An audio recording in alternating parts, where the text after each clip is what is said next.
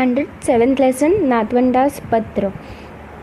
अभी यहाँ पर एक लेटर है। Actually this is not a lesson और a story, this is a letter written by a writer Nandu Natekar. Actually वो राइटर नहीं है, वो प्रसिद्ध बैडमिंटन प्लेयर है और इन्होंने अपने ग्रैंड चिल्ड्रन के लिए एक पत्र लिखा है जिसमें इन्होंने अपने बालपन मतलब अपने बचपन चाइल्डहुड के बारे में एक्सप्लेन किया है कि किस तरह से उनका चाइल्डहुड था और किस तरह से आजकल के बच्चे लोग अपना चाइल्डहुड स्पेंड करते हैं और उनके फैमिली के बारे में।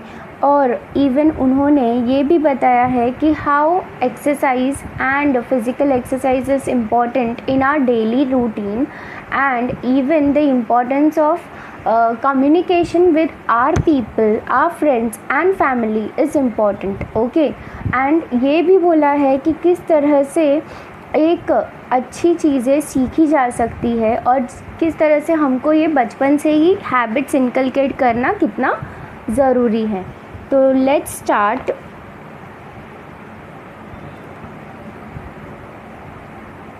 I will not read each and every paragraph.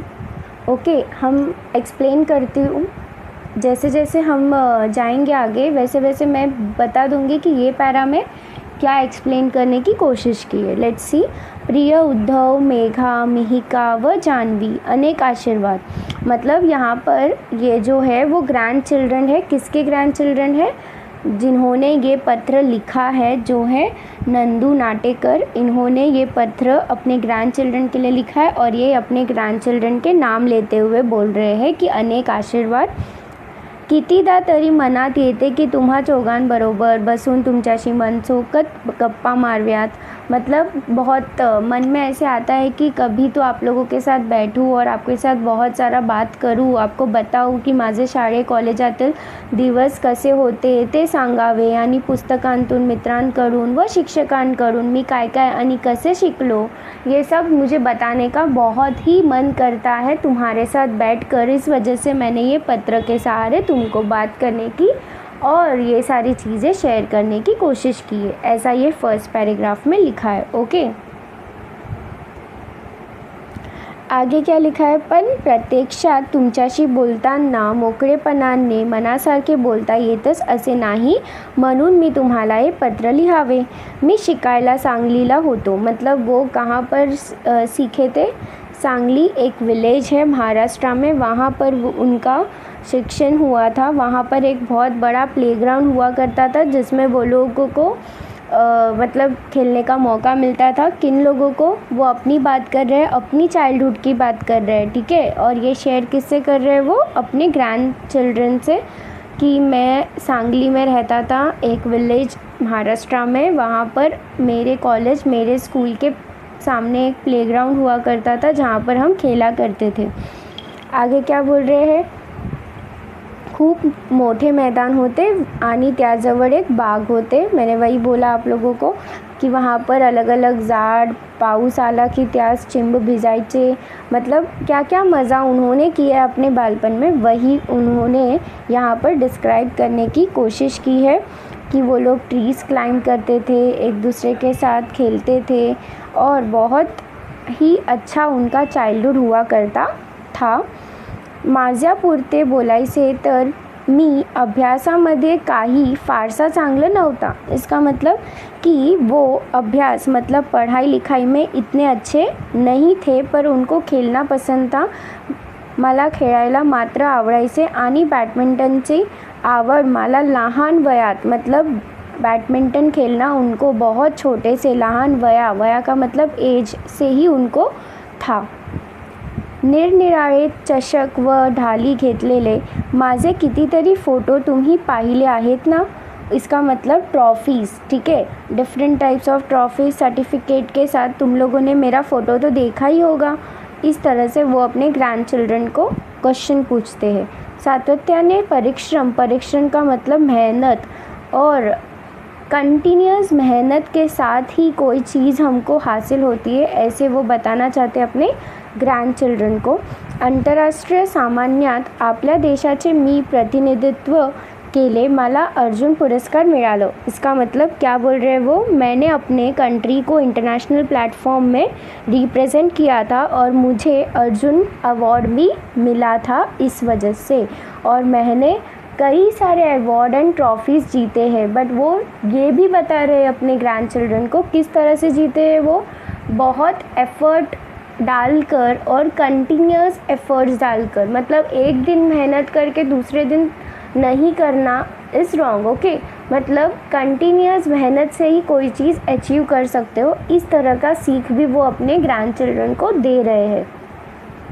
तुम्ही कोणता ना कोणता खेळ खेळायला पाहिजे, मग तो क्रिकेट, टेनिस, बॅडमिंटन असा तुम्हाला जो कोणता आवडत असेल तो खेळ असू दे।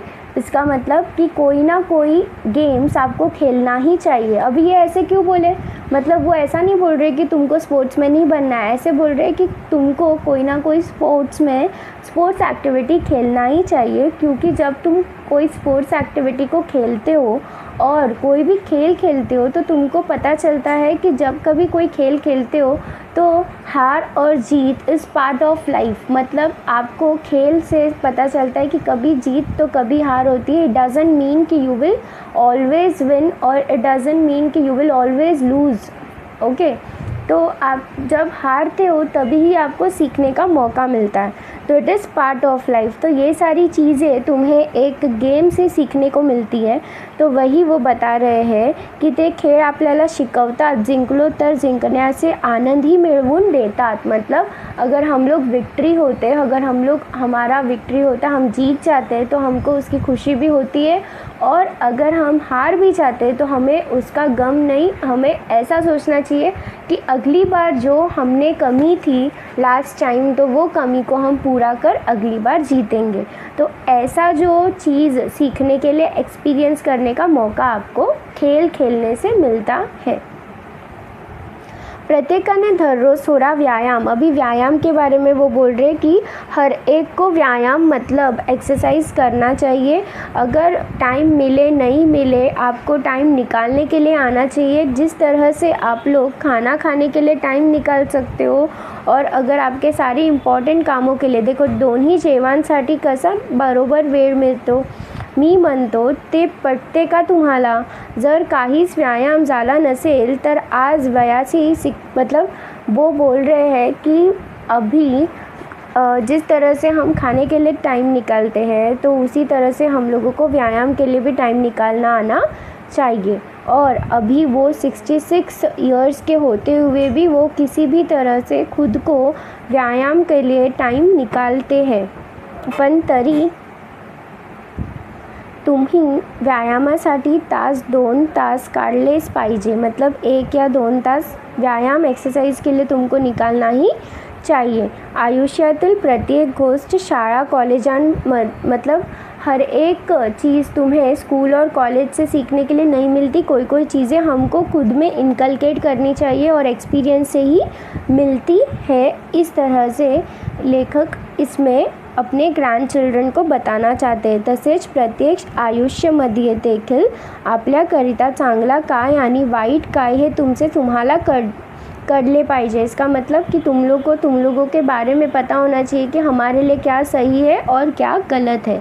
ओके, और अपने को खुद को इंडिपेंडेंट होना है तो हमको ये चीज़ हमारे मन में आना पड़ेगा कि क्या सही है और क्या गलत है। हर एक बात स्कूल और कॉलेज में सिखाई नहीं जाती।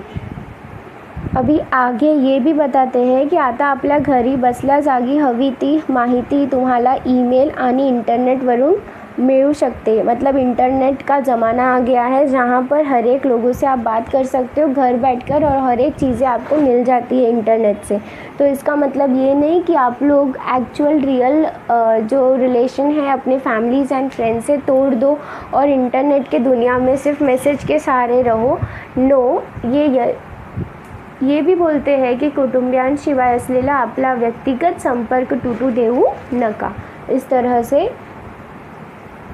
इन्होंने अपने ग्रैंड चिल्ड्रन को एक पत्र से बहुत सारी चीज़ें सिखाने की कोशिश की है और अपने बारे में भी बताने की कोशिश की है।